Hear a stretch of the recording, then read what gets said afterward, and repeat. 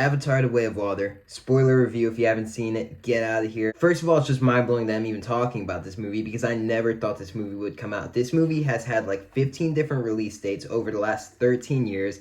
I doubted that it was ever going to come out. I really did not believe in it. It's actually out and you can actually go see it, and I saw it last night, and that alone is kind of shocking. Leading up to this movie, I hadn't seen the first Avatar since it came out 13 years ago. So I watched it about 2 days ago. And I've had 13 years of listening to people hate on this movie saying, it's just Dances with Wolves with blue monkeys, the same critique everyone gives it. My response to that critique is, every movie is, it's just blank, but with blank added. Every movie borrows plot points and retreads certain storylines of every other movie. I mean, you can find any movie, and I can name you a movie that it borrowed from, or that it's very similar to in story. It's no different with Avatar, but the movie itself I thought was pretty great, honestly. I actually really liked it. Now, Avatar: The Way of Water. Real quick, Etsy.com/shop/evilbroomstick. I make hand-painted horror hats. Buy yourself one. Avatar: The Way of Water was one of my most anticipated movies of this year. I was so hyped for it just because it's the James Cameron movie. And James Cameron, I think, is one of the greatest directors of all time. I think Terminator 2 Judgment Day, you could make the argument that it's the best action movie ever made. I love Aliens so much. Aliens is in my top 20 favorite films of all time. So I was just excited to see another James Cameron film. And it didn't live up to my expectations. I didn't love it as much as I was hoping I would love it going into it. But I do still think it is a really good film. It's super impressive what he did over 13 years. You can tell why this movie took 13 years to make.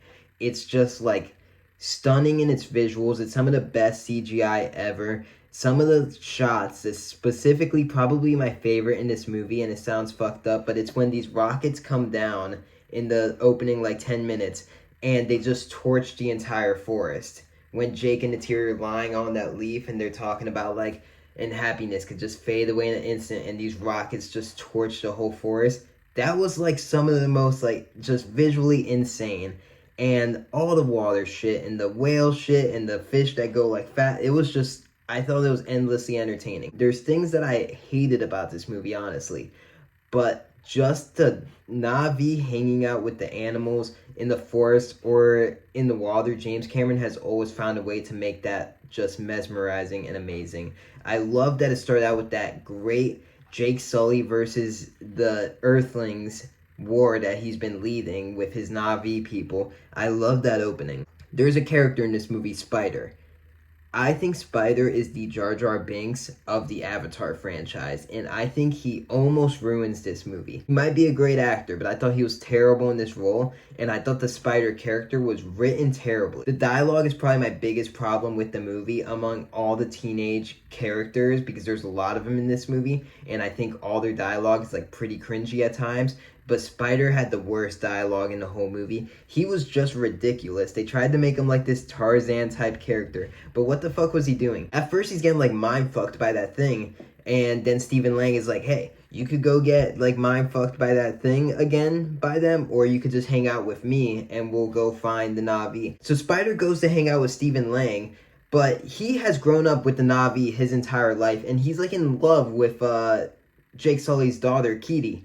I don't understand why he never attempted to derail Stephen Lang and his team from killing Jake Sully. He never attempted to kill Stephen Lang and his team or to do anything. He more so helped them more than anything, and he like sort of joked with them and laughed with them and then like scowled at them angry. So then you feel like, oh wait, he might not like them because he's looking at them all angry. But then the next second he's making a joke with Stephen Lang and teaching him how to fly the dragon. So I didn't understand, is he trying to get these guys to murder Jake Sully? Or does he really like Jake Sully and the Na'vi and he wants to protect them? Because he's not doing a great job at protecting them. And then at the end of the movie, he ends up turning on the Na'vi by saving Stephen Lang.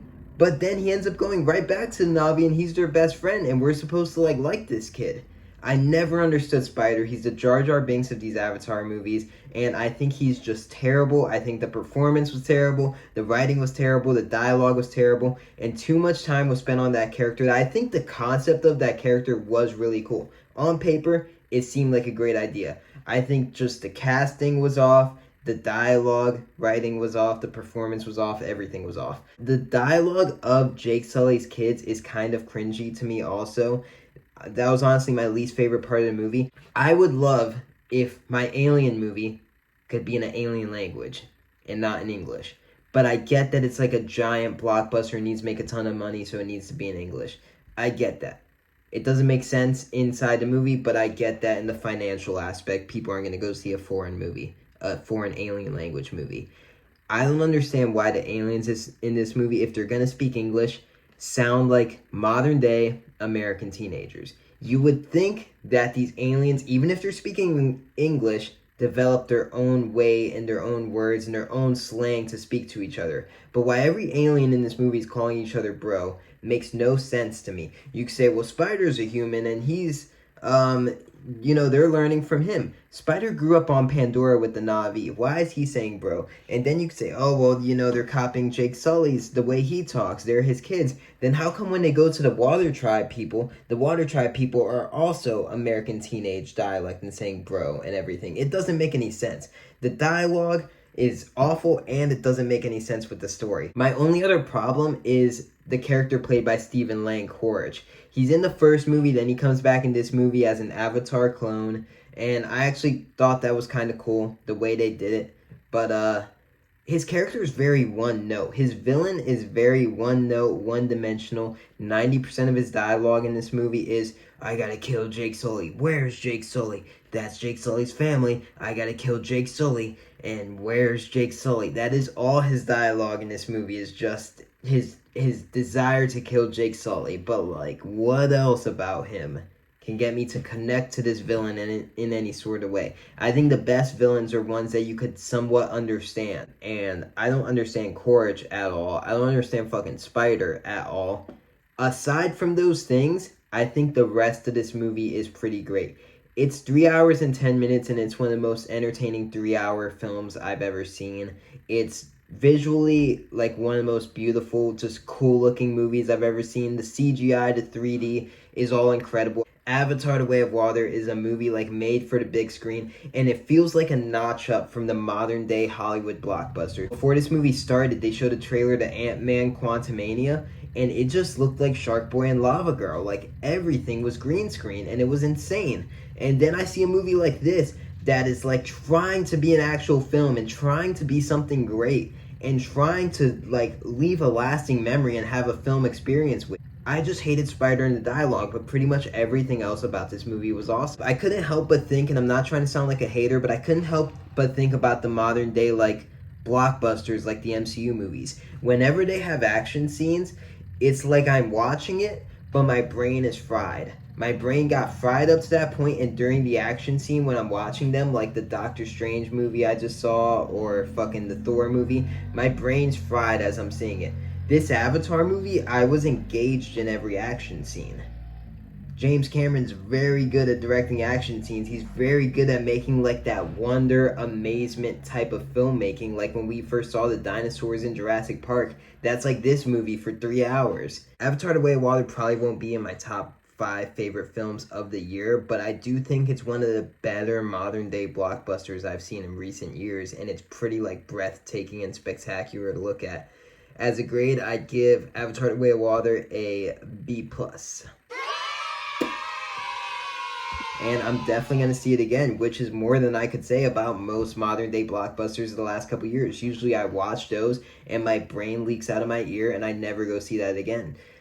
So I would definitely check out Avatar: The Way of Water. Also check out etsy.com/shop/evilbroomstick. I make hand-painted horror hats.